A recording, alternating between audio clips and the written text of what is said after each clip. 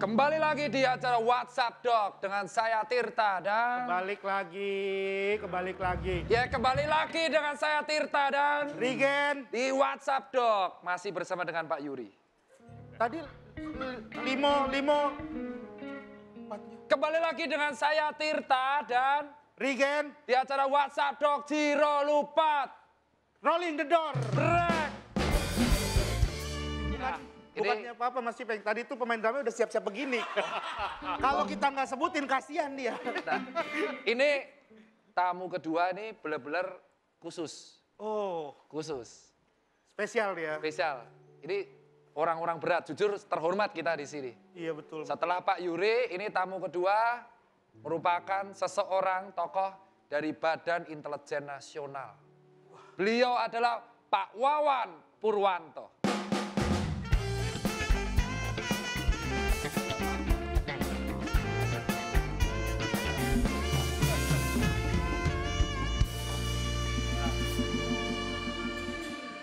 Kok?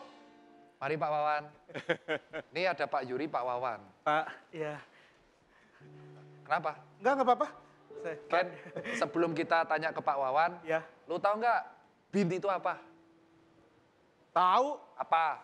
BIN itu adalah badan yang bertanggung jawab untuk mencari informasi, memata-matai dan mengeksploitasi untuk keamanan nasional. Itu apa bedanya sama Bini? Ya Pak, jangan ditanya.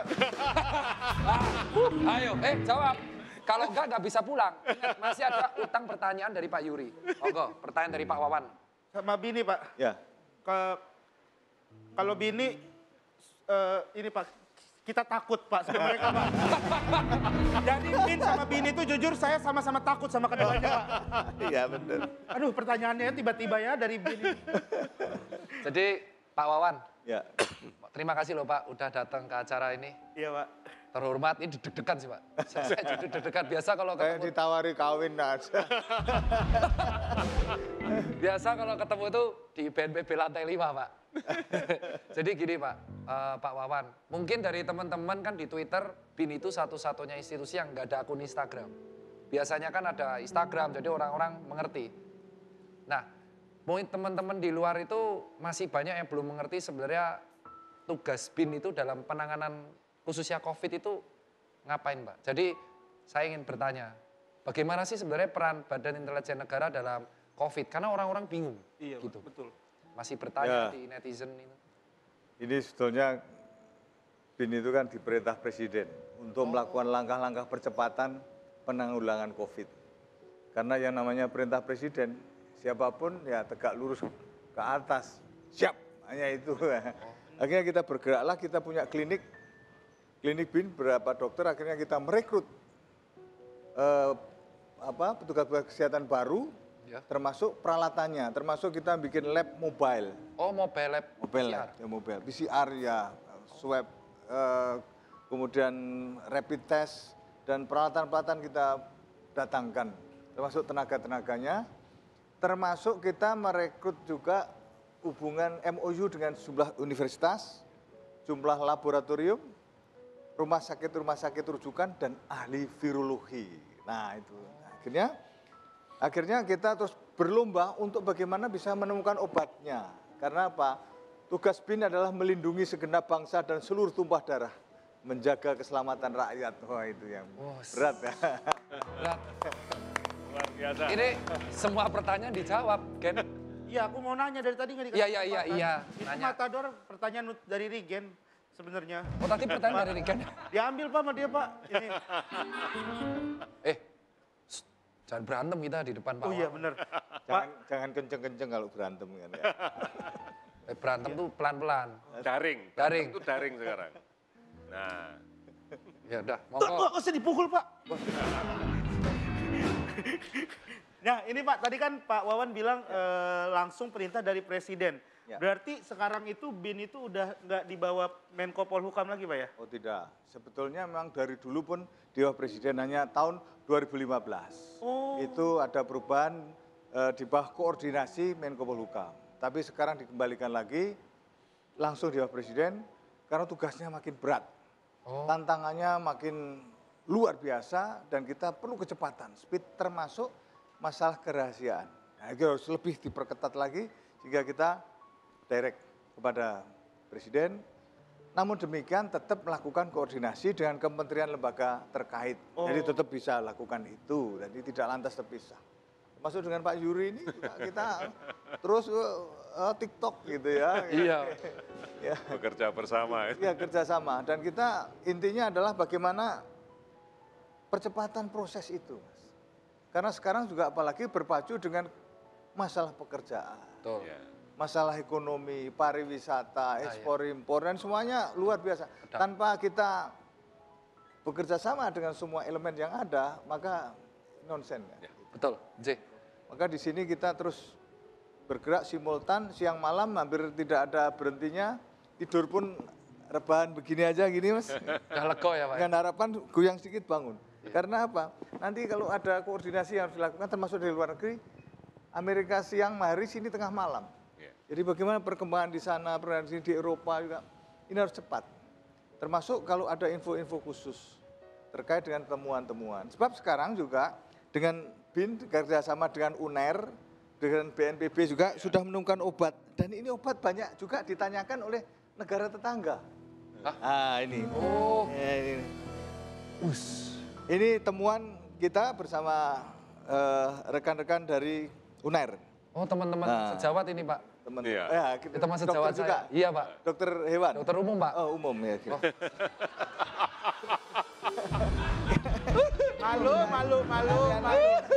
Enak tanya dulu ya. J Pak, Pak. Dokter umum Pak. Kemarin saya dari UGM Pak. Oh gitu. Dari teman Provova dan teman-teman di Jogja.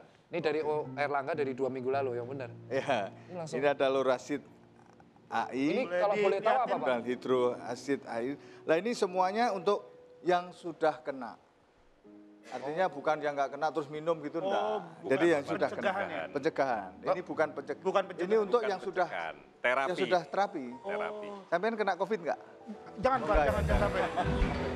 Gitu. Pak, Mohon maaf Pak Wan, boleh dilihatin Pak? Oh ya, silahkan. Pak Wan, kalau yang obat ini tuh emang diberikan kalau dalam kacamata dokter untuk meredakan gejala simptomatik atau emang benar-benar obat COVID? Berarti emang yang obat COVID atau gimana Pak? Ya selama ini kita sudah uji klinis dan terakhir dengan sekolah calon perwira TNI AD di Bandung yang kena kan 1.307 ya yang kena itu. Ya. Dan alhamdulillah hasilnya bagus ya gitu. Oke, jadi ini obat COVID yang dikembangkan oleh BIN, BNPB, dan teman-teman dari Erlangga. Kandungannya berisi hidroksikloroquine sulfat dan azitromisin ya Pak? Salah satunya itu, ada tiga macam. Oh iya. Kontraindikasinya kalau kena Ya, penyakit jantung, nggak boleh makan ini. Yang kena liver, ya ini yang kena kanker kantongnya kering, lain lagi. Oh, kering lo yang dilihat. Kering Pak, tapi alhamdulillah gara-gara program ini nggak kering lagi Pak. Katanya Mas Irta ada juga nih lagi, narsum lagi, satu lagi. Ya, jadi Pak Wawan dan Pak Yuri, saya kan teman sejawat saya dokter, dan ini hidroksikloroquine memang dari awal bisa diproses untuk meredakan gejala untuk yang keparahan pada paru. Ya, nah, tapi sekarang saya ingin mengundang teman sejawat saya, dia ini sempat memenangkan puluhan penghargaan karya ilmiah di Korea dan Jepang. Terus dia juga merupakan pada waktu ujian kedokteran, dia nomor 1 se-Indonesia. Wah. Dia juga salah satu ex-ketua BEM. Nah, kita akan langsung panggil dokter yang masih muda, berusia 28 tahun. Dr. Muhammad Fajri Adai.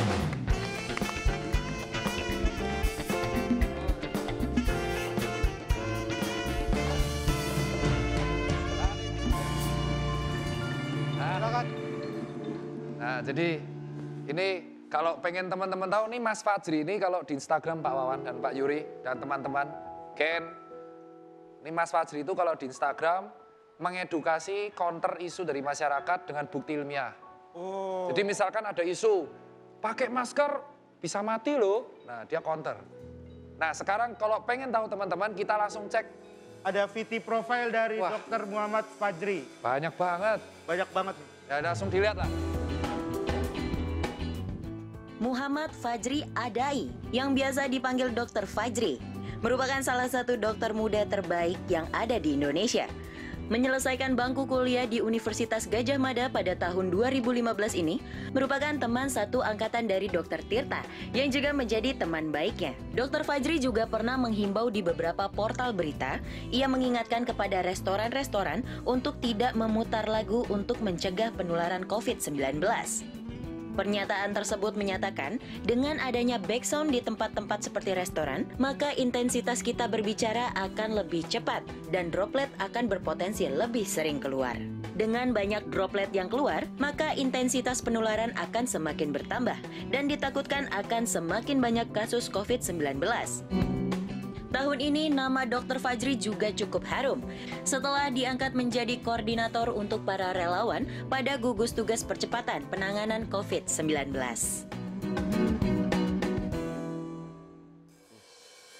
Wois. Ini CV-nya banyak banget. Panjang banget ya itu. Ya, ini kolega saya dari UGM, salah satu lulusan terbaik. Jadi kalau dulu bahas jurnal ilmiah, Ken, ini yang bantuin saya. Oh, tapi bukan jokinya kan? Oh ya bukan, lulus halal ini. Oh iya. Nah, langsung tuh Ken tuh bagian lu tuh. Oh iya, makasih udah dikasih tahu. Nah dok, ini kan kita lagi ngebahas tentang vaksin yang sedang ramai diperbincangkan nih. Dan tengah menjadi pertanyaan bagi masyarakat besar mengenai vaksin. Ini bisa dijelasin nggak dok? Ya, jadi pertama kali yang perlu kita pahami adalah konsep vaksin itu apa sih sebetulnya? Nah. Jadi gini, vaksin itu kan sebenarnya bertujuan untuk meningkatkan sistem imun tubuh dalam melawan kuman gitu ya. Jadi perlu dipahamin sistem imun ini apa. Nah, sistem pertahanan tubuh itu ada dua nih, ada aktif, ada pasif. Yang aktif itu adalah tubuh membentuk sendiri kekebalan. Yang pasif itu diberikan langsung antibodinya. Nah, dalam sistem kekebalan tubuh yang aktif nih, jadi tubuh melalui vaksin, jadi tubuh bikin tentara sendiri gitu, atau melalui atau sakit dulu, lalu timbul antibodi. Nah, sebelum kita sakit makanya divaksin supaya kita udah punya tentara di situ. Ibarat kata nih kalau lagi perang nih, Pak, yang produksi namanya sel B gitu. Sel B ini tuh tanknya gitu. Jadi kalau antibodinya adalah peluru-pelurunya gitu. Nah, jadi peluru ini tuh bisa kita bikin dengan distimulasi dengan adanya vaksin ini. Jadi vaksin berguna? Berguna. Dan kemarin kan kalau nggak salah Pak Wawan, benar ya, ada vaksin yang diuji coba dari Cina, Ya, Sinovac ya? Sinovac. Kita juga sekarang sedang uji coba vaksin itu, tapi belum jadi ya. Ini Ya. masih nunggu. Jadi dengan lab-lab Eichmann misalnya kita terus ini berpacu. Mudah-mudahan kita bisa percepat dan setelah itu juga uji klinis tentu saja. Nah. Yang di Cina juga uji klinis. Saya kira di Amerika juga sama Uji klinis ya, semua uji klinis karena memang belum ada obatnya. Ya. Oleh karenanya sebelum itu ada obatnya, belum ada pencegahannya ya kita jaga diri dengan vitamin ya. Nah, semuanya Sehat, protokol. kita literasi terus Pak Yuri dan masyarakat karena banyak adik-adik kita maupun saudara-saudara kita yang abai menganggap enteng. Meskipun jangan juga panik, kan, tapi dengan kesiapsiagaan yang ada, mudah-mudahan kita nggak melalui yang namanya gelombang kedua. Wah, amit-amit. Amit, jangan deh. Nah, buat kawan-kawan semua nih pembicara semakin hangat karena bintang tamu sudah lengkap. Ada Pak Yuri, Pak Wawan, dan ada Mas Fajri. Kita akan bahas vaksin lebih lanjut setelah yang satu ini. Benar kan, Ken? Betul. Masih bersama dengan saya, Tirta, dan ketiga narasumber yang hebat di WhatsApp, Dok.